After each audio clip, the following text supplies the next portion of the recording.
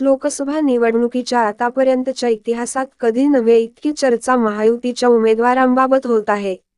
अशातच खासदार धनंजय महाडिक, माजी आमदार अमल महाडिक आणि जिल्हा परिषदेच्या माजी अध्यक्ष शौमिका महाडिक यांना मुंबईला पाचारण केल्याच्या चर्चेने पुन्हा एकदा हातकणंगले मतदारसंघात चर्चेला तोंड फुटले.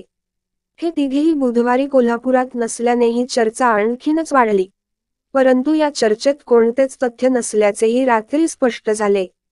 खासदार धैर्यशील माने यांच्या उमेदवारीबद्दल चर्चा सुरू झाली असताना दुसरीकडे माने आणि पक्षनिरीक्षक पांडुरंग पाटील यांनी माने यांचीच महायुतीची उमेदवारी अंतिम असल्याचे स्पष्ट केले असतानाही बुधवारी संध्याकाळनंतर महाडिक परिवार पुन्हा चर्चेत आला. हसन मुश्रीफ एका कार्यक्रमातून अचानक मुंबईला गेले. खासदार महाडिक आणि अमल, शौमिका यांनाही मुंबईला तातडीने बोलावल्याचे मेसेज सुरू झाले आणि याची खातरजमा करण्यासाठी कार्यकर्ते उतावीळ झाले.